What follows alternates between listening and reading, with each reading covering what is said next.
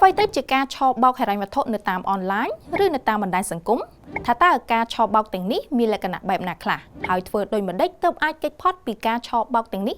យើងសង្កេតឃើញថាសប្តាហ៍ថ្ងៃនេះគឺមានរូបភាពនៃការឆបោកគឺមានច្រើនទម្រង់ណាស់ជាពិសេសនៅលើបណ្ដាញសង្គមផ្ទាល់តែម្ដងគោលបំណងនៃការឆបោកទាំងនោះគឺព្យាយាមធ្វើយ៉ាងណាឲ្យលោកអ្នកជឿទុកចិត្តរហូតឈានទៅដល់ការបាត់បង់នៅទ្រព្យសម្បត្តិតោះមកមើលទាំងអស់គ្នាថាតើការឆបោកដែលកំពុងពេញនិយមនៅកម្ពុជាជាពិសេសនោះនៅលើបណ្ដាញសង្គមមានអ្វីខ្លះ 1. ការឆបោកតាមរយៈទូរស័ព្ទនិងសារ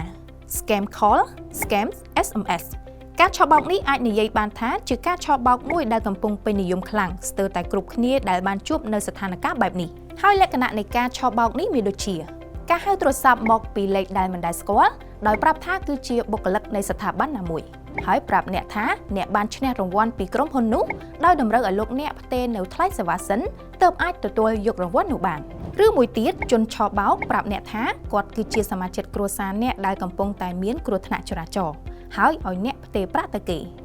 ក្រៅតែពីនោះក៏មានការផ្ញើសារឲ្យចុចនៅតំណភ្ជាប់ឬ link ផ្សេងៗដើម្បីគេអាចទាញយកព័ត៌មានផ្ទាល់ខ្លួនរបស់អ្នកដូចជាព័ត៌មានគណនីធនាគារជាដើម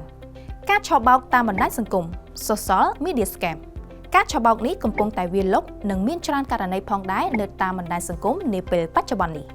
ហើយការឆបោកនេះមានទម្រង់ផ្សេងៗគ្នាដូចជាការឆបោកនៅក្នុងទម្រង់ជាស្នេហាដែលគេស្គាល់ថា Romance Scam ដែលជនខិលខូចទាំងនោះបន្លំខ្លួនជាជនបរទេសដែលមានរូបសម្ផស្សស្អាតបាតហើយបង្កើតទំនាក់ទំនងស្នេហាដើម្បីបញ្ឆោតឲ្យផ្ទេរប្រាក់ក្រៅពីនេះក៏មានការឆបោកតាមរយៈការបបួលឲ្យវិនិយោគដោយសន្យាថានឹងផ្ដល់ផលចំណេញខ្ពស់ហើយទាមទារឲ្យបង់ប្រាក់ជាមុន 3. ការទិញទំនិញคล้ายៗ Online Shopping Scam ជនឆបោកនឹងផ្សព្វផ្សាយលក់ផលិតផលតាមបណ្ដាញសង្គមជាមួយនឹងតម្លៃថោកនិងទាក់ទាញខ្លាំងបន្ទាប់ពីអ្នកផ្ញើលុយរួចរាល់ជនខិលខូចទាំងនោះពុំផ្ញើអីវ៉ាន់ឲ្យលោកអ្នកនោះទេឬបើទោះបីជាផ្ញើក៏ជាអីវ៉ាន់คล้ายៗដែរការឆបោកជាលក្ខណៈកម្ចីអនឡាញ Online Loan ជនខិលខូចនឹងបន្លំខ្លួនជាគ្រឹះស្ថានហិរញ្ញវត្ថុដើម្បីផ្ដល់កម្ចីតាមរយៈអនឡាញនៅក្នុងលក្ខខណ្ឌងាយស្រួលដើម្បីទាក់ទាញហើយភាគច្រើនគឺគេតែងយក logo ឬដាក់ឈ្មោះក្រុមហ៊ុនស្រដៀងទៅនឹងគ្រឹះស្ថានហិរញ្ញវត្ថុពិតប្រាកដដើម្បីផ្ដល់ទំនុកចិត្តដល់អ្នកខ្ចីកម្ចីប្រភេទនេះគឺតម្រូវឲ្យលោកអ្នកបង់ថ្លៃសេវាជាមុន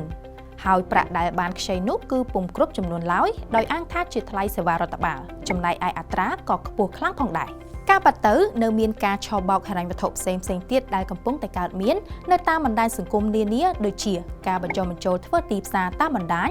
ឬយើងតែងតែឮថា Network Marketing ដោយអស់ទាញឲ្យលក់ផលិតផលអាហារបំប៉នបង្រៀនលក់ទំនិញតាមអនឡាញជាដើមដោយណែនាំឲ្យចូលជាសមាជិកដើម្បីទទួលបានកម្រៃជើងសារបន្ថែមពីនេះក៏មានការឆបោកដោយឲ្យដាក់ប្រាក់សន្សំក្រៅប្រព័ន្ធដោយទទួលបាននៅអត្រាការប្រាក់ខ្ពស់ជាងទីផ្សារតាមរយៈតុងទីនការវិនិយោគដីឡូនៅតាមបណ្ដាញសង្គមជាដើមដើម្បីជៀសវាងពីការរងគ្រោះដោយសារតែការបោកប្រាស់ទាំងនេះសូមលោកអ្នកកុំឆ្លើយតបសារដែលចម្លែក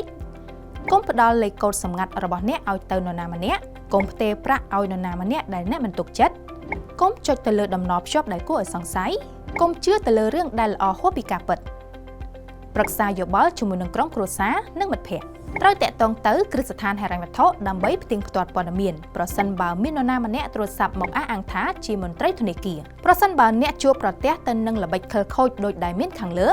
ឬបើមានករណីណាមួយដែលមិនស្រួលអ្នកត្រូវតែប្តឹងសមត្ថកិច្ចភ្លាមៗ